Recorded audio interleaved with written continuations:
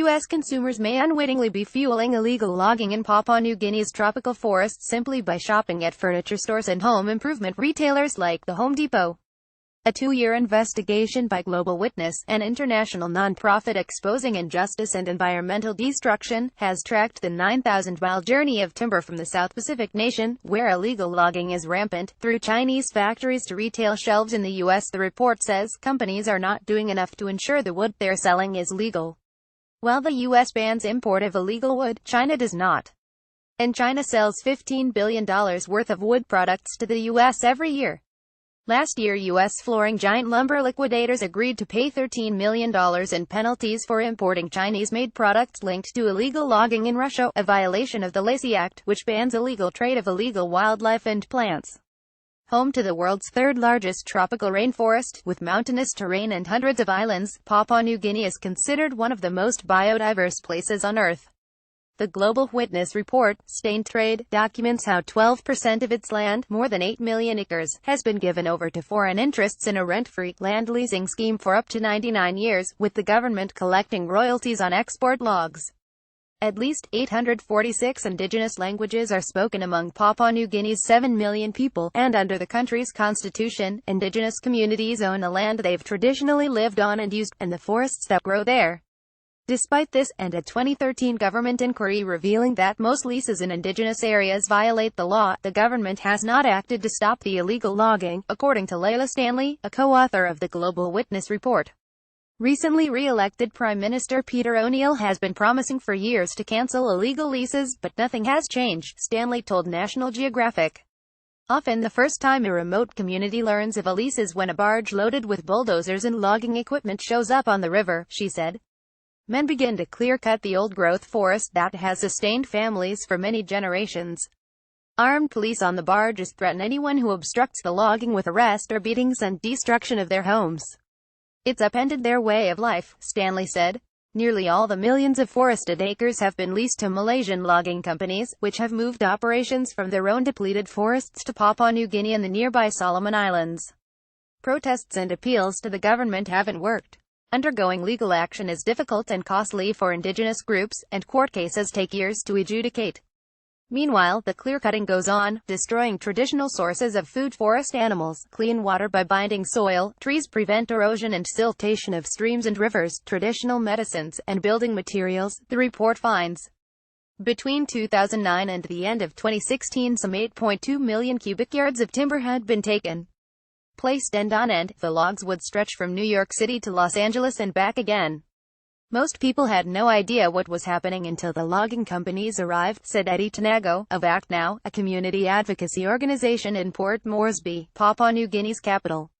The leases turn local people into foreigners on their own land, Tanago said, adding that the government is corrupt, and police are used to suppress any protests. A former police commander who worked in logging camps as part of the security team told Global Witness that the police were well paid to protect the interest of the company. Police came to our community at night. People were scared that they might burn down our houses, said Paul Pavel, a local landowner internet activist. Pavel, who won an international award for his struggle to protect the forests, is challenging one of the leases in court on the grounds that it involved fraud and forgery. These people say they own the land now, and they do whatever they want. Something's got to be done to save our forest, Pavel said. China is the world's top furniture and flooring maker, acquiring more timber than any other country. In recent years, 1 out of every 10 logs China imported has come from the Papua New Guinea leases.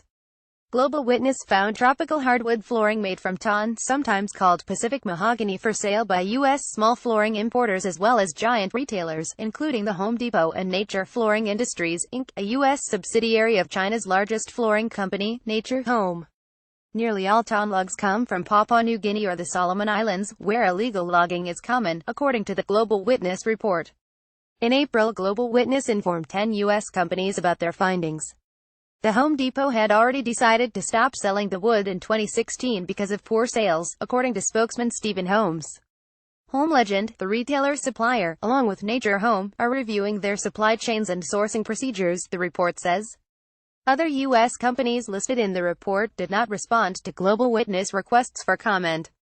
It's impossible to verify the legality of tropical hardwood products coming from China, said David Gale, Eurasia Programs Coordinator with the Environmental Investigation Agency, an international nonprofit known for its undercover operations.